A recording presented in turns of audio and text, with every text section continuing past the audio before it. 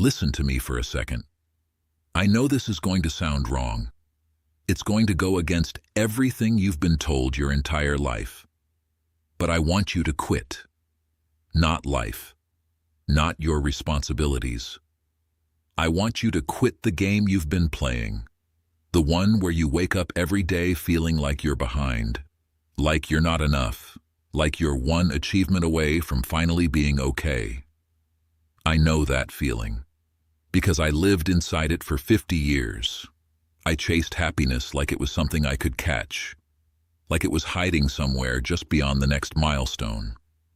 I thought if I worked harder, if I proved myself, if I just got a little further ahead, then maybe that tight feeling in my chest would finally go away. It didn't. It almost killed me. I'm 85 years old now, and the strangest thing I've ever experienced in my entire life is that the moment I finally gave up trying to win was the moment I finally felt alive. You don't even realize it, but you're carrying something heavy. Not physically, but mentally, emotionally. You're carrying expectations, comparisons, pressure. You're carrying a version of yourself that you think you're supposed to become, and it's crushing you. Sit with me for a moment. Let me show you something. I live in an old, rusted-out trailer. Nothing fancy, nothing impressive. No investments, no portfolio, no status. I wear the same clothes over and over again until they fall apart, and I'm at peace. But I wasn't always like this. There was a time when everything looked perfect from the outside. Back in the early 60s, I was sitting in a lecture hall at Yale Law School. Sharp suit, clean haircut, big future. I had the roadmap, the kind of life people dream about. Success was basically guaranteed. And one day, I looked around the room, at the professors, at the successful alumni who came back to speak. These were powerful men, wealthy, respected, influential. They had everything you're being told to chase right now. And I swear to you, there was nothing in their eyes. No light, no peace, just exhaustion, hidden behind polished smiles. That's when something inside me broke. I realized something that most people spend their entire lives avoiding. The top of the mountain is not what you think it is. It's not freedom. It's not peace. It's a graveyard of people who spent their whole lives climbing, only to realize they were suffocating the entire time. So I walked away. I left the degree. I left the path. I became nothing, and everyone thought I was crazy, a failure, a wasted life. But sitting here today, with nothing to my name, I can tell you something with absolute certainty. I am more at peace than most of the people still chasing what I walked away from. You see, the world you live in, it's not designed for your happiness. It's designed for your participation. It's a system, and that system only works if you feel like you're missing something. Think about it. If you woke up tomorrow, looked at your life and said, I have enough, what would happen? You wouldn't buy more, you wouldn't chase more, you wouldn't need more, and that makes you useless to the machine. So what do? They create a problem. They convince you that you're incomplete, that happiness is somewhere out there, waiting for you. But only if you keep going, only if you keep chasing. I've seen this up close. Years ago, I worked as a bartender down in Key West, and every weekend, these Wall Street guys would come in, expensive watches, fancy clothes, big money. From the outside, they had already won. They caught the rabbit. They finished the race.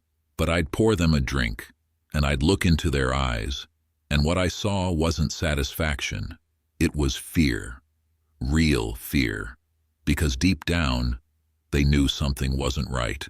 They had everything they thought they wanted, and the emptiness was still there. So what did they do? They doubled down. Maybe I need a bigger house. Maybe I need a better car. Maybe I just need more. But it never worked. Because the problem was never what they had. It was the belief that something was missing. That belief is a trap. It's a treadmill that never stops moving. And the faster you run, the more exhausted you become. You've been taught that quitting is weakness, that giving up means you failed. But quitting the wrong game, that's not failure, that's freedom. The moment you decide that you don't need to prove anything, that you don't need to become someone else, that you don't need to chase approval, you become untouchable. Because how do you control someone who wants nothing? How do you manipulate someone who's already at peace? You can't, and that's what they don't want you to realize. Your contentment is power. But today, it's even worse. Because now they don't just sell you products, they sell you improvement, optimization. You're told you need the perfect routine, the perfect mindset, the perfect habits. Wake up earlier, sleep better, track everything, measure everything, fix yourself, upgrade yourself, become better. But at what point do you stop and ask, better for who? You've turned your life into a project, something to constantly improve. And every time you do that, you add another weight to your back. I need more money. I need a better routine. I need a bigger purpose. Brick by brick, you build a burden so heavy that you forget what it feels like to just exist. You're exhausted, not because life is hard, but because you're carrying too much. And here's the secret nobody tells you. You can put it down. You don't have to carry it, not one piece of it. Because the moment you stop trying to turn happiness into a goal, you remove the possibility of failing at it. And something strange happens. When you stop chasing happiness, it quietly shows up. Not as excitement, not as constant joy, but as peace. And peace is enough. Now let me tell you something about that little device in your pocket, that glowing screen you keep checking. It's one of the most dangerous things ever created, because every time you open it, you're shown a version of reality that doesn't exist.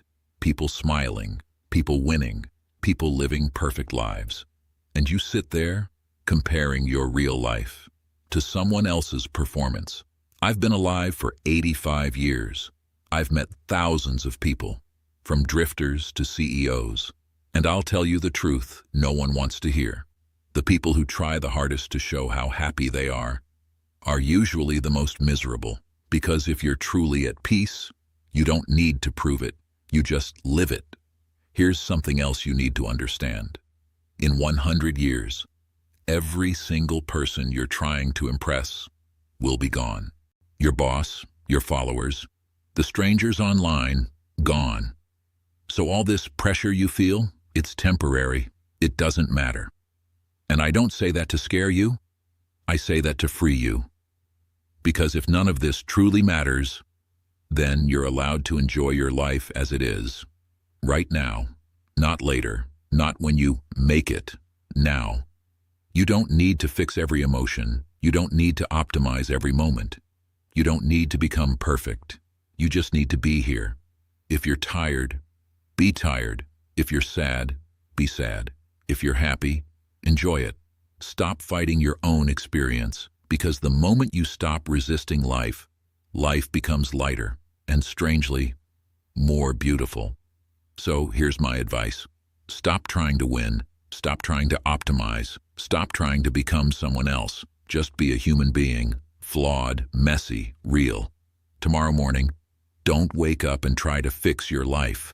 Don't chase productivity. Don't chase happiness. Just step outside, look around, take a breath, and remind yourself, I don't need to achieve anything today to be enough, because you already are. And the moment you truly understand that, the weight disappears, and for the first time, you'll finally feel free.